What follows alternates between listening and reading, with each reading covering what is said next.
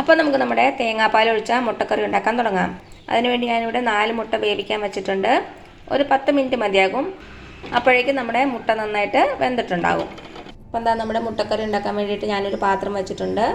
നമ്മുടെ പാത്രം ചൂടായിട്ട് വന്നിട്ടുണ്ട്. നമുക്കതിലേക്ക് വെളിച്ചെണ്ണ ഒഴിച്ചു കൊടുക്കാം. വെളിച്ചെണ്ണ തന്നെ ഒഴിക്കണം, അതാണ് കൂടുതൽ ടേസ്റ്റ്. ഒരു 1.5 ടേബിൾ സ്പൂണോളം എണ്ണ ഒഴിച്ച് കൊടുത്തിട്ടുണ്ട്.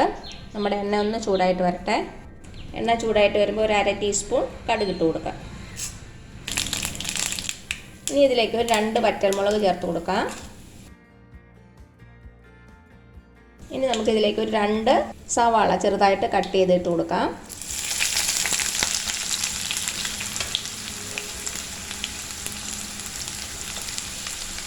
നമുക്കിതിലേക്ക് കുറച്ച് ഉപ്പും കൂടെ ചേർത്ത് കൊടുക്കാം.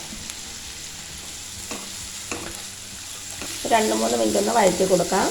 നമുക്കിനി ഇതിലേക്ക് ഒരു 2 ടീസ്പൂൺ ഇഞ്ചി ചെറുതായിട്ട് കട്ട് ചെയ്തത്, അതേപോലെ തന്നെ പച്ചമുളക്. ഞാനിവിടെ ഒരു 3 പച്ചമുളക് എടുത്തിട്ടുണ്ട്. പച്ചമുളകിൻ്റെ എണ്ണം നിങ്ങളുടെ എരിവിനനുസരിച്ച് വ്യത്യാസം വരും കേട്ടോ. അപ്പോൾ നമുക്ക് നമ്മുടെ മുട്ടക്കറിക്ക് പച്ചമുളകിൻ്റെയും കുരുമുളകിൻ്റെ എരിവ് മാത്രമേ ഉള്ളൂ. വേറെ മുളക് പൊടിയൊന്നും നമ്മളിതിന് ചേർക്കണില്ല. നമുക്കിതിലേക്ക് ഒരു തണ്ട് കറിവേപ്പിലയും കൂടെ ചേർത്ത് കൊടുക്കാം. ഇനി നമ്മുടെ സവാള നന്നായിട്ടൊന്ന് വഴച്ചെടുക്കണം. ചെറുതായിട്ടൊരു ഗോൾഡൻ കളറാകണം. ഒരു ലൈറ്റ് ഗോൾഡൻ കളറായാൽ മതി. അതുവരെ വഴറ്റി കൊടുക്കാം. തീ ഒരു മീഡിയം ഫ്ലെയിമിൽ വെച്ചാൽ മതി. ഇപ്പം നമ്മുടെ സവാള നന്നായിട്ട് വഴന്ന് വന്നിട്ടുണ്ട്. ചെറുതായിട്ടൊരു ഗോൾഡൻ കളറായിട്ടുണ്ട്. ഇത്രയും മതിയാവും. ഇനി തീ നന്നായിട്ട് കുറച്ച് വയ്ക്കുക, സിമ്മിൽ വയ്ക്കുക. നമുക്കിതിലേക്ക് ഒരു 1/2 ടീസ്പൂൺ മഞ്ഞൾപ്പൊടി ചേർത്ത് കൊടുക്കാം. അതേപോലെ തന്നെ ഒരു 1/2 ടീസ്പൂൺ ഗരം മസാലപ്പൊടി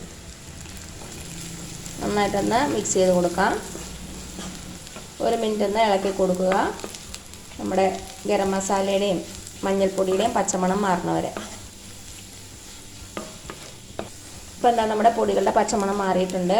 ഇനി ഇതിലേക്ക് നമുക്ക് ഒരു ചെറിയ തക്കാളി ചെറുതായിട്ട് കട്ട് ചെയ്തത് ചേർത്ത് കൊടുക്കാം.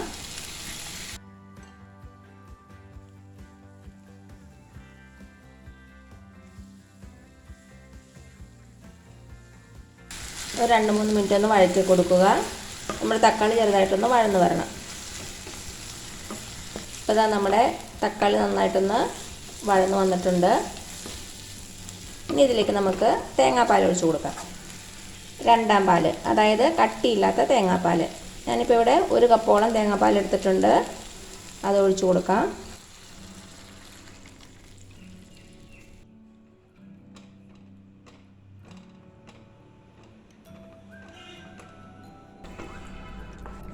നന്നായിട്ടൊന്ന് ഇളക്കി കൊടുക്കാം. ഒരു 5 മിനിറ്റ് നമുക്ക് ചെറുതീയിൽ വെച്ചിതൊന്ന് നന്നായിട്ട് തിളപ്പിക്കണം. തേങ്ങാപ്പാൽ എടുക്കുമ്പോൾ എപ്പോഴും ഫ്രിഡ്ജിൽ നിന്ന് എടുത്ത് ഡയറക്റ്റായിട്ട് പാൽ പിഴിഞ്ഞ് ഇതിലേക്ക് ഒഴിക്കരുത്. അപ്പോൾ പിരിഞ്ഞു പോകും. തേങ്ങയുടെ തണുപ്പ് മാറിയതിന് ശേഷം മാത്രം തേങ്ങാപ്പാലെടുത്ത് നമ്മുടെ കറിയിലേക്ക് ചേർത്ത് കൊടുക്കുക. ചെറുതായിട്ട് തിളയ്ക്കാൻ തുടങ്ങിയിട്ടുണ്ട്. ഒരു 5 മിനിറ്റോളം ഒന്ന് തിളക്കട്ടെ. അതുവരെ നമുക്ക് വെയിറ്റ് ചെയ്യാം. ഇപ്പം ഒരു 5 മിനിറ്റോളം തിളച്ചിട്ടുണ്ട്. നമ്മുടെ തേങ്ങാപ്പാലൊക്കെ ഒഴിച്ചത് ഒന്ന് കുറുകി വന്നിട്ടുണ്ട്.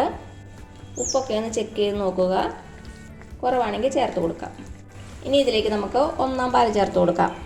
കട്ടിയുള്ള തേങ്ങാപ്പാൽ. ഞാനിപ്പോൾ ഇവിടെ ഒരു 1/2 കപ്പ് തേങ്ങാപ്പാൽ എടുത്തിട്ടുണ്ട്. അത് ഒഴിച്ചു കൊടുക്കാം. ഇപ്പോഴും ലോ ഫ്ലെയിമിൽ തന്നെ വെച്ചാൽ മതി. നന്നായിട്ടൊന്ന് ഇളക്കി കൊടുക്കുക.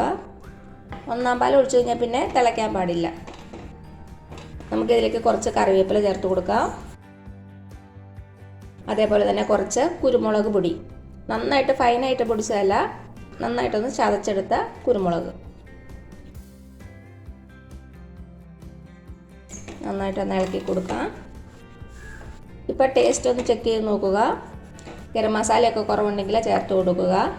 ഞാനിപ്പോൾ ഇവിടെ ഒരു നുള്ള് ഗരം മസാലപ്പൊടി ചേർക്കുന്നുണ്ട്. ഇനി ഇതിലേക്ക് നമുക്ക് മുട്ട ചേർത്ത് കൊടുക്കാം. ഞാനിപ്പോൾ ഇവിടെ ഒരു 4 മുട്ടയാണ് എടുത്തേക്കുന്നത്. അത് ഞാനൊന്ന് കട്ട് ചെയ്തിട്ടുണ്ട്. നിങ്ങൾക്ക് കട്ട് ചെയ്യാൻ ഇഷ്ടമല്ലെങ്കിൽ മുഴുവനോടെ തന്നെ ഇടാം.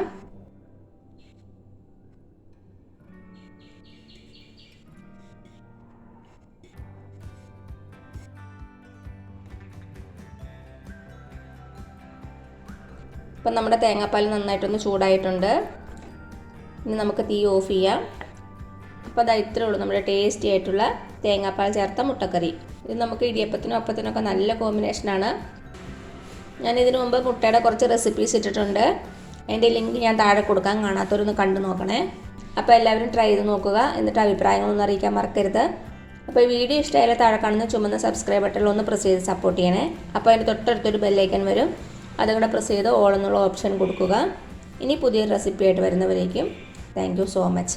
ബൈ.